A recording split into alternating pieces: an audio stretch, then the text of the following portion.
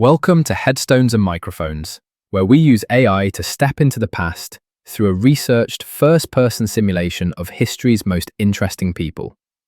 I am your host, Calvin. While we've added some creative storytelling, our goal is to inspire your own study of these fascinating lives. Now, let's meet our guest.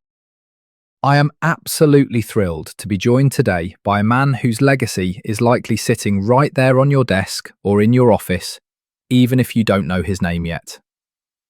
For those who may somehow not know who you are, who are you? I am George Winthrop Fairchild.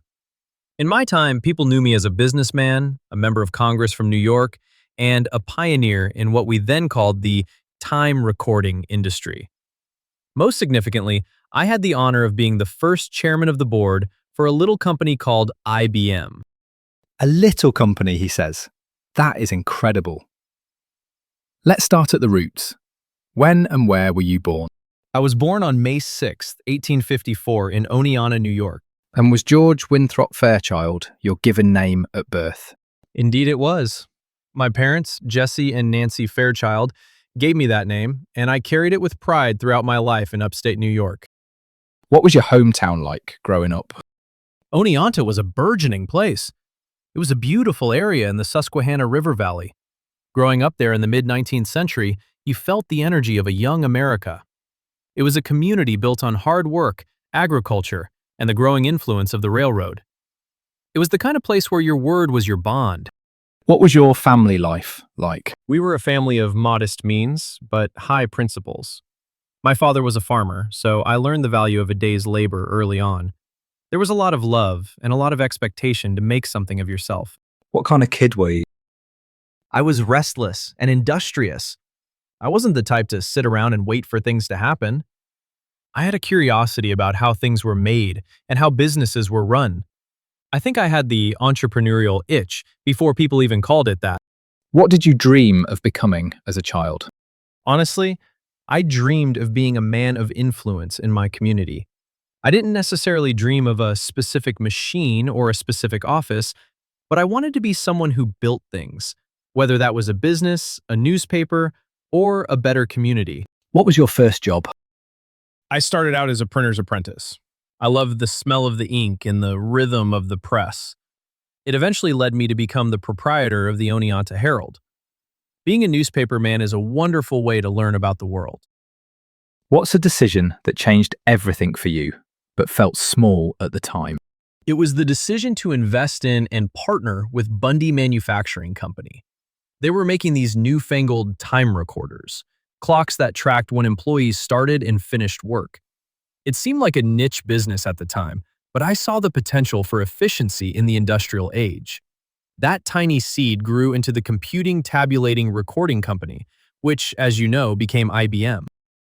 That is a massive, small decision. What would you say was your biggest break? My biggest break was the merger in 1911, bringing together Bundy, the tabulating machine company, and the International Time Recording Company. That consolidation created the foundation for everything that followed. What were your biggest struggles before success? Convincing people that data and time tracking were the future. In the late 1800s, many businesses were still run on gut feeling and paper ledgers. Selling the idea of a mechanical system to manage a workforce was a steep mountain to climb. Were there any specific daily habits or routines that you feel were essential to your success? Punctuality and clarity. If you are in the time recording business, you simply cannot be late. I also made it a habit to read every local perspective I could. As a congressman and a businessman, knowing what the man on the street thought was my secret weapon. What was your life like before fame? It was the life of a busy local citizen. I was focused on the Herald, local politics, and my family. It was a life of doing. Always another editorial to write or a town meeting to attend. Did fame and fortune bring happiness? Happiness for me came from seeing my hometown thrive and knowing that the companies I helped build were providing jobs for thousands. The fortune was merely a tool to build more things. What was the downside of becoming famous, especially as a politician and a titan of industry? The loss of privacy and the constant scrutiny. When you serve in Congress while also running major corporations, people are always looking for a conflict of interest. You have to be beyond reproach, which is a heavy coat to wear every single day. Who had the biggest influence on your life? My business associates, certainly, but also the people of Oneana. They were the ones who sent me to Washington for 6 terms. Their trust was the engine that kept me moving forward. What was life like in your final years? I remained very active. I was still chairman of IBM until my very last days. I spent a lot of time in New York City and Washington, always looking toward the next technological advancement. When and where did you pass away? I passed away on December 31st, 1924, in New York City. What happened? It was a complication from a surgical procedure. I was 70 years old, and while I had more to do, I felt I had left the world much more organized than I found it. What's a random fact about you most people have never heard? Many people don't realize that before I was a tech mogul, I was a very serious newspaper editor. I spent nearly 20 years of my life dedicated to the Oneonta Herald. What was your favorite food? I always had a weakness for a good, traditional, upstate New York harvest dinner. Turkey, squash, and all the trimmings. It reminded me of home. What advice would you give people chasing success today? Invest in the things that save people time. Time is the only resource we can't make more of.